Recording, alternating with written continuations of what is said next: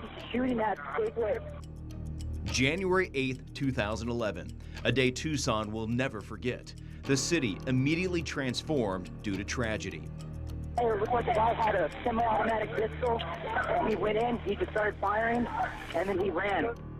A mass shooting during Representative Gabby Gifford's Congress on Your Corner event. There was multiple people shot. 19 seconds, 19 people shot, 6 of them gone forever. It's been 10 years since the deadly attack. While Tucson has changed since that day, tonight we show you the community support and tributes for the lives impacted remains. You're watching a KOLD News 13 special presentation.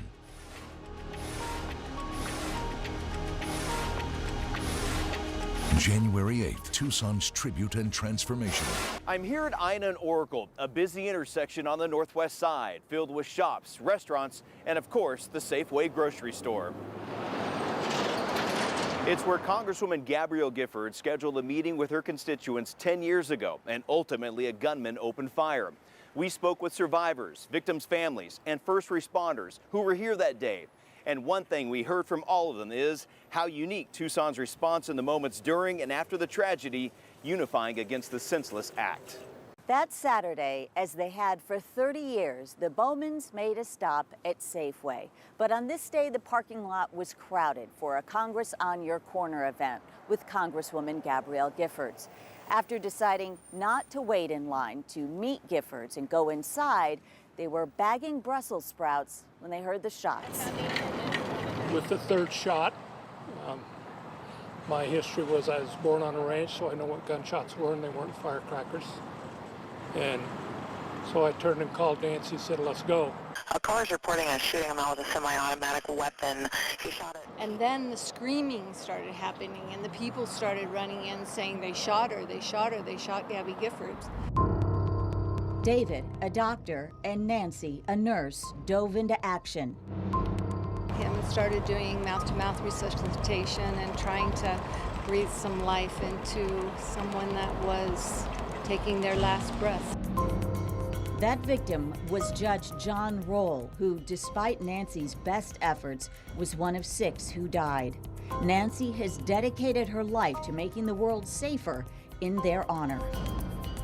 I've gone through all the stages of just being horrified to being just profoundly sad, to being angry, and now to just having resolve that we are going to make some changes in honor of those 6 people who died on that sidewalk. 911, there was a shooting at Safeway. Northwest Fire Division Chief Brian Keeley responded that day and will never forget the victims, their families, and people like the Bowmans, whose first instinct was to help. It's my job to respond to that scene. I signed up for that. We all signed up for it that day. But the folks who were in the parking lot who rendered aid immediately, the ones who intervened so that more people weren't injured, you know, that speaks a lot about human nature and what people are capable of, and it makes a huge difference. On the scene, police and fire departments worked seamlessly, with Keeley tasked with deciding who needed to go to trauma care first. Frankly, there wasn't enough time for emotion. It's just simply get to work. Quick response, calm determination. First responders who'd been on the front lines culminated on this backyard battlefield to save lives. A decade later, as we face new fights we couldn't have imagined then, Keeley says we learned something about ourselves and our community. We are stronger than we think, and as a whole and as a community, we are always much stronger than even we are as individuals. The strength that brings Nancy and David to place flowers at this understated memorial outside their grocery store every week. The strength that makes this Tucson native love her city even more. Because it's not just a story of a tragedy, it's a story of a community and how the community came together and embraced each other.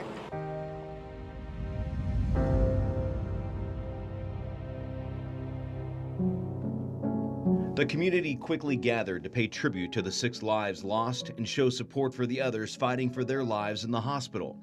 63-year-old Judge John Roll was 5 years into serving as the Chief Judge of the District of Arizona.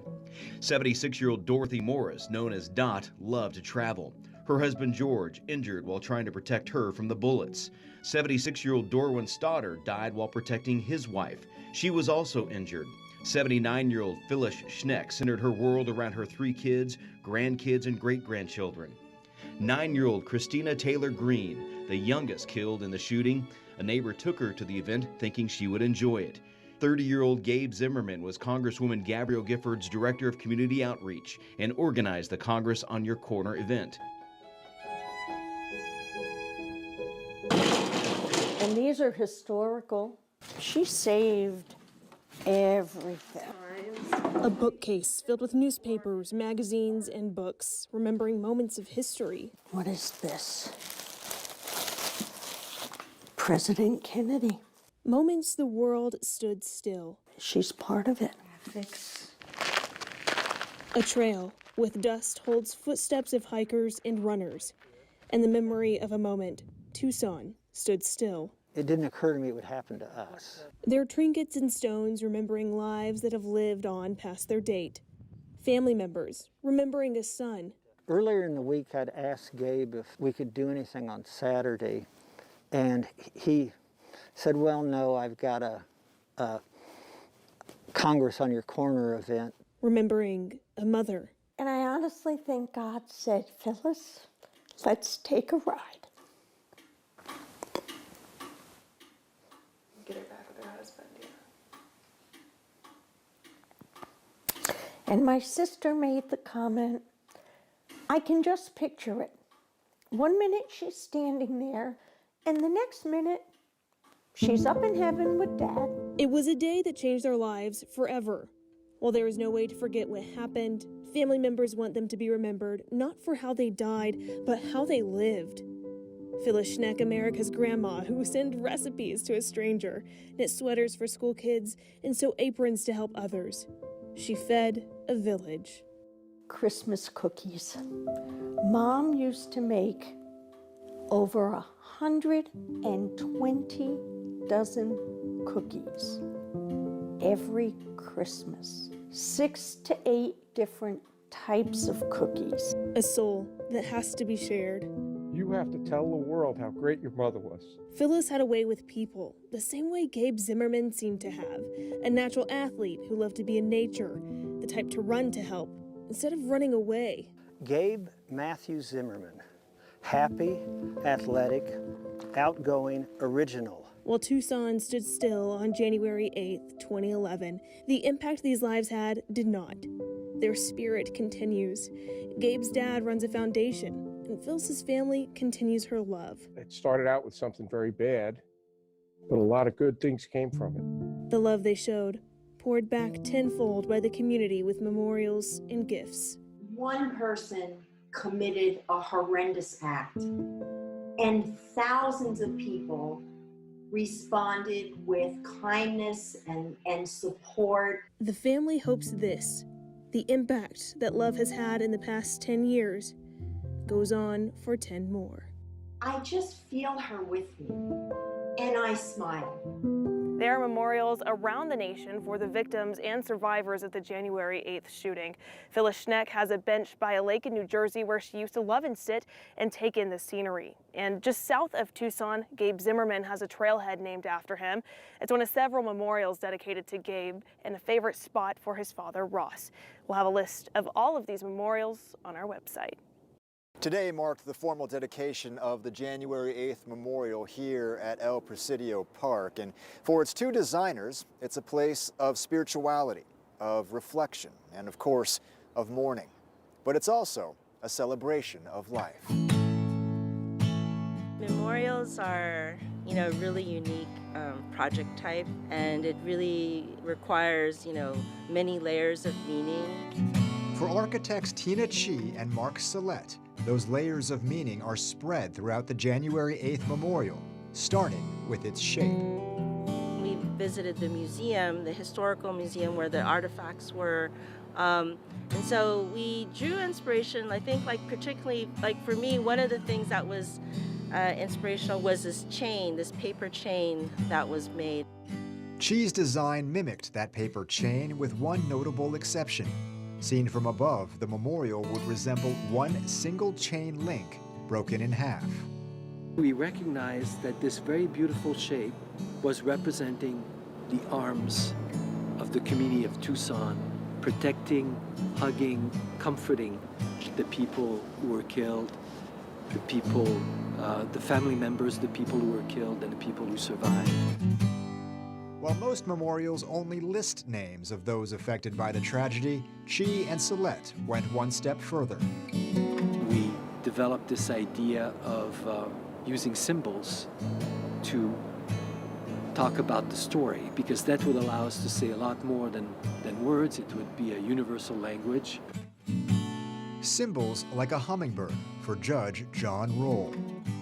We learned when we spoke to his widow that they had been living with hummingbirds for many, many years in their garden. But on the day of the tragedy, a hummingbird came into the house, and it was the first time that it ever happened. And that moment for Judge John Roll's widow symbolized his presence.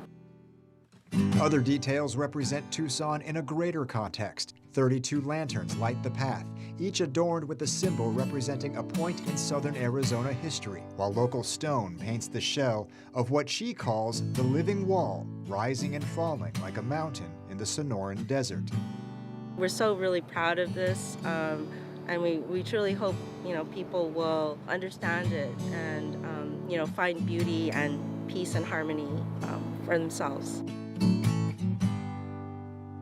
Additional features include 6 gardens honoring the 6 victims, each themed to represent the individual, as well as a gentle waterfall that overflows like a tranquil shield protecting their names engraved in the basin.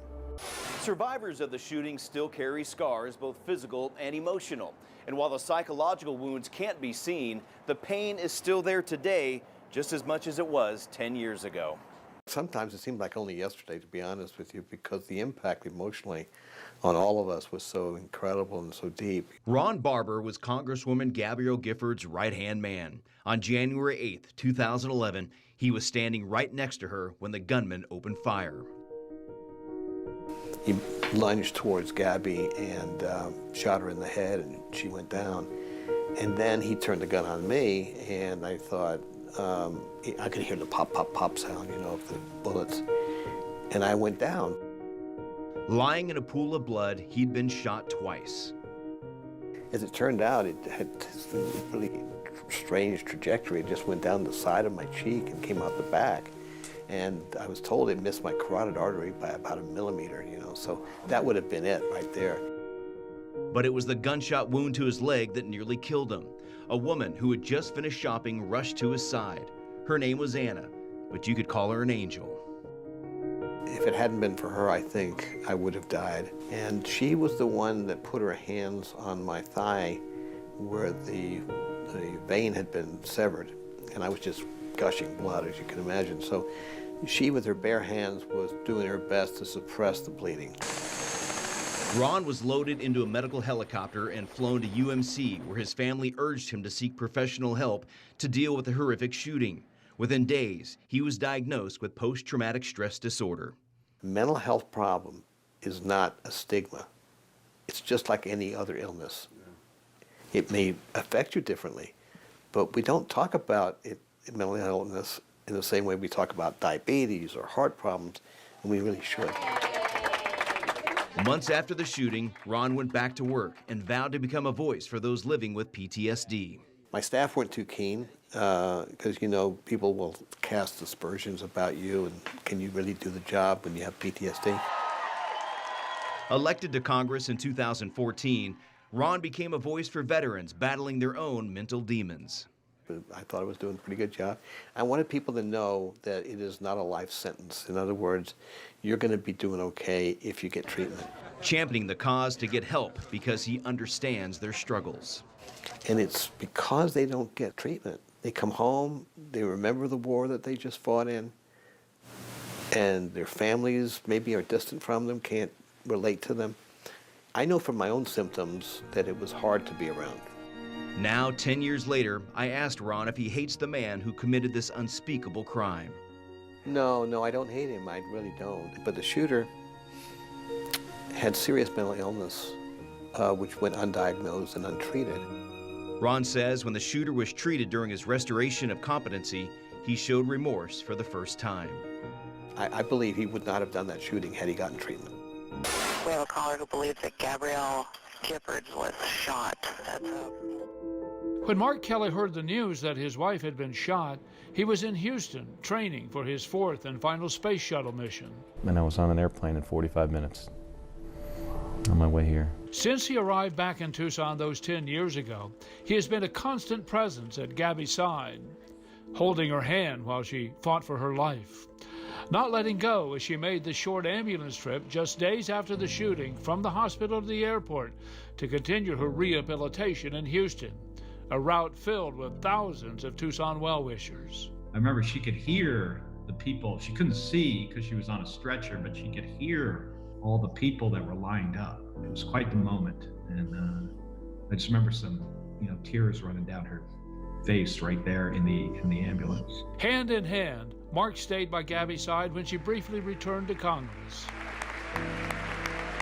Kelly resigned from the astronaut program a few months after the shooting and his final spaceflight to help care for his wife and assist in her rehabilitation, writing a book about that recovery, work that continues to this day. I mean, every day she impresses me that she continues to work on her rehabilitation, speech therapy and physical therapy to, try to get back as much of what she lost on that day. My recovery is a daily fight, but fighting makes me stronger. Because she lost her ability to perform at a high level, she also lost her seat in Congress, a devastating loss for the both of them. Gabby and I, that's kind of what I think what drew, me to her and vice versa, was our commitment to this country. That commitment, however, lives on in Gabby's role in gun legislation. But for Kelly, a different kind of public service. And the question, would he have run for the United States Senate if not for his wife's injuries? I do not think so, no. I'll be perfectly honest about that. And I've got a, fabulous partner who can give me advice along the way, somebody who has, walked in these shoes, but she offers a lot of great advice. Not just the advice, but her tenacity and her ability to lead by example. It continues to be an inspiration to Kelly and to the community. And now, a decade later, the community is forging that love into a permanent display for all to see. But it's more than that. Just as her fight back has inspired so many, it's hoped that the January 8th memorial will serve as a reminder about overcoming adversity for generations to come.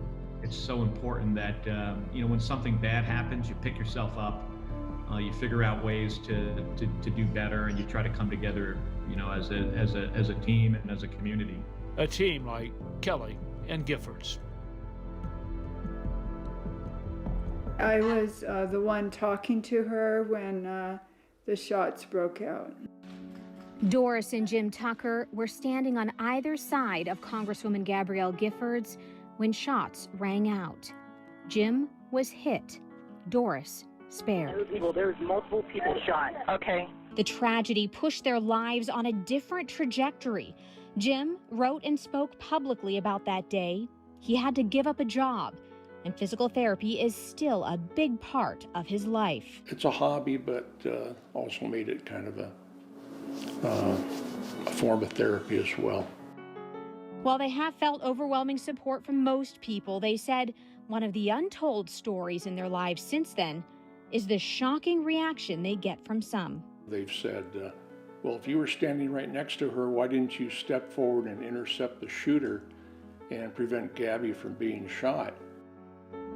Through those tough moments, Doris and Jim rely on their faith. They also found a new life's mission. When we're on vacation or maybe out to eat, we meet people that have had some trauma in their life, so we're able to kind of share experiences. I don't believe God wastes a hurt. He allows us opportunities to reach out to others. Another survivor who hadn't yet started his life's mission says that day really solidified his future in serving the Tucson community. I still very vividly remember the first kind of shots. Now, State Representative Daniel Hernandez was interning for Congresswoman Gabrielle Giffords that day. As I was running over to where Gabby was, the gunman was still shooting directly into the crowd. Since then, Hernandez has been hailed a hero for the first aid he gave to Giffords. The tragedy also impacted the rest of his life. We've all taken the grief and the trauma and decided to put it to use. For me, that was running for office. In the last decade, he's focused a lot on gun violence prevention and mental health. We need to make sure that we increase the availability of mental health. As for the next 10 years, he hopes the memorial serves as a reminder of that day for all Tucsonans. I hope that Tucsonans will take away that moment and that feeling that we had in the days after is not something that has ever gone away. Survivors of the shooting tell us in the last 10 years they've really become second family, having potlucks together, traveling together, and finding a way to support each other every January 8th. As we look ahead to the next 10 years, the message families and survivors want to share with you tonight. January 8th is more than a day on the calendar for Tucson, and this year will be even more impactful. The dedication of a new memorial, a full decade after the tragedy, and one that is taking place right in the middle of a pandemic. What remains the same is the city taking time to pay tribute and to transform from the tragedy. We asked everyone what they'd like to see in the next 10 years, and the message was the same. Thanking you, Tucson, for the support.